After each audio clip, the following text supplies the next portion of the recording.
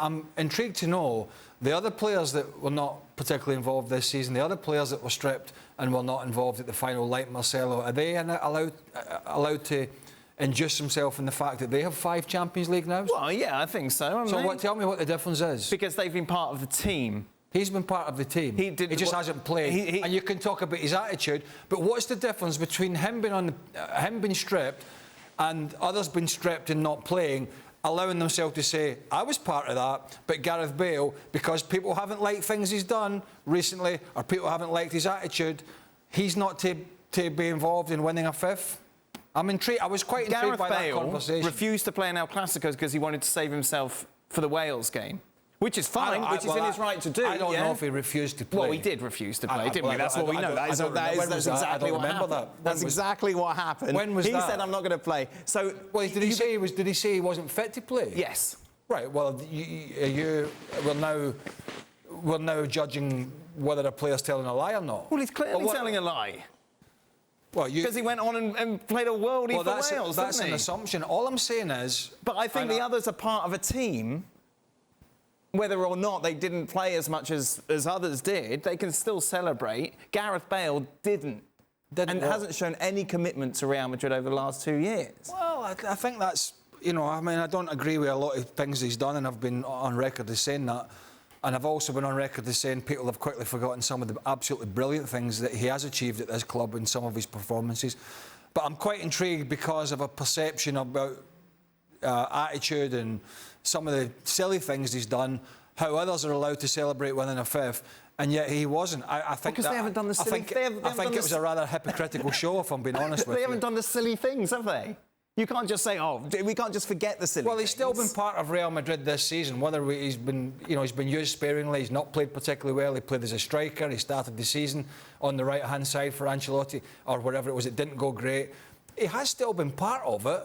Whether we agree or not about his attitude, he's still been part of it. I was intrigued why everybody else can celebrate and why he's not allowed to. I found that quite hypocritical. What was interesting, Sid... Sid, so have I digressed? No. It's good because it kind of takes us on to a conversation that I wanted to have with Sid. I don't agree with a lot of things Bale has done, by the way, and I've said that. OK. But it seems there's one rule for some and one rule for others. Well, I think the outliers who have a bad attitude. But he's made his own bet. No, so you've got to be Mr. Squeaky Clean. Is that what you're saying? Well, you've got to be committed to the club at least. I don't think you achieve what he's achieved over the years if you've not shown commitment. Well, yes, the commitment initially. But you're the one who's taking this. Gotti said, you're boring me now. Sid, what I thought was interesting was in that celebration we saw at the Bernabeu, the great reception that Gareth Bale got. Yeah, I was really pleased about that, not necessarily because I think there was a sort of a desire for to him to get a great reception in terms of everything that's happened over the last couple of years, but I just sort of didn't want it to end in a really nasty way. I think the fact that they won the league and the Champions League, obviously everyone's in a far better mood about things. There's no sense of kind of rancour or bitterness at that point, and I'm glad about that. And just to kind of briefly pick up on what Craig's saying as well, the other thing I suppose, if Bale hadn't engaged in the celebrations, we'd probably be wading into him for that as well. I think he was in a position where he almost couldn't win, in terms of how do you approach this? Well, you've got to be involved, because remember when he wasn't there when they won the league title, we all thought, oh, that's a bit funny, Bale not being involved at all. And so perhaps, he was in a position where he had to join in. And as you say, Dan, I thought that reaction was quite pleasing, because he has been a brilliant player for Real Madrid, even if it's true that over the last 2 years that's not been the case. Over the course of his career, he's achieved an extraordinary amount. That's not the narrative of this show, Sid. Don't try and go down that channel. There'll be people here with preconceived ideas and agendas. Sid, what sort of legacy, when people talk about Gareth Bale at Real Madrid, has he left? That's a really difficult question to answer. I must admit, I think there will be a sense of sadness. I think there will be a sense of sadness at how little he's been able to play or has wanted to play, or full stop, how little he has played for the last couple of years. But I think it's more than that, and obviously, this speaks to the debate you're having with Craig about that sense of him being disengaged, that sense of him not just not playing, but somehow not really being part of it. And that feels like a waste from my point of view, and I think a lot of fans feel that way, and I think a lot of fans are angry about what's happened the last couple of years. And you look back on it and think, Imagine if he'd walked away after Kiev. Imagine if he'd been allowed to, by the way, because we have to remember that when he had that offer to go to China, he really did want to go, and it was the club that eventually closed the doors because they said, well, hang on, we're not going to let you go for free. There has to be a transfer fee, and then the whole thing fell apart.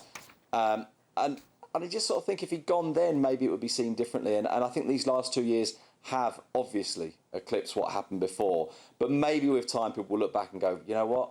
That guy won 5 European Cups. And even if we're not going to count this year's, and, you know, he did play twice in the competition. I think it's a total of 8 or 9 minutes. He did play twice in the competition. Even if we don't count that, the other 4 we certainly count. Yeah. Are we counting 8 or 9 minutes, Shaq? What's that? Are we counting 8 or 9 minutes to have the right to celebrate this?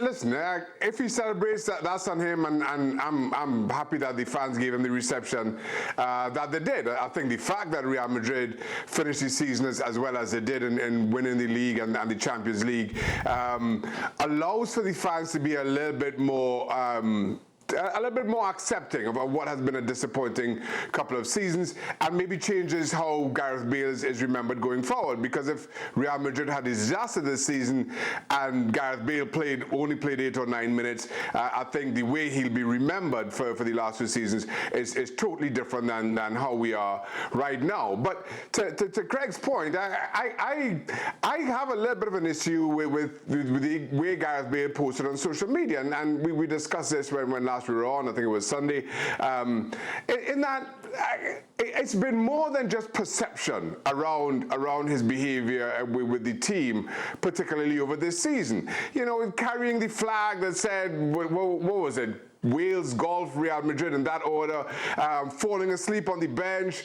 While we could speculate about other things that are happening inside the dressing room, whether he's available or not, you know, some of those things, where there's smoke, there's fire, and there was just an awful lot of smoke around Gareth Bale's behaviour and his commitment to the team over the last 2 years. Who cares, Jack? Who cares what somebody puts a stupid Twitter post or Instagram post, whatever the hell it was? I'm just saying. You don't care about that. He'll make a good pundit, Gareth Bale. You know why? He clearly doesn't care what people think about him. Well, he's not bothered. He doesn't care. No, wait, no. And listen, I think he's well prepared for people to say, well, you were this at the end, you were that at the end, you were great at one point. I think the great thing is that he's made his bed and he's going to have to lie on it, and he seems, and to me, he seems quite happy with that. I don't think punditry is where his future is, do you? I've got no idea. I don't know. Why? Well, it means he couldn't be able to play golf as much. Well, I manage. Well, yes, that's very true. Oh, I mean, I don't. Only once a week. How many times did you play last year? A lot. Once a month. Sid, I'm just away from the Gareth Bale. Yeah, thank God. You brought it up. Well, because I watched you yesterday. Started it. And you were absolutely hammering them yesterday. Say, oh God, when you're the one who started the You were debate. absolutely hammering them yesterday, a lot of yous. Well, thank you very much for watching ESPN on YouTube. For more sports highlights and analysis, be sure to download the ESPN app. And for live streaming, premium content, and let's not forget as well, ESPN FC 7 days a week. Subscribe to ESPN+.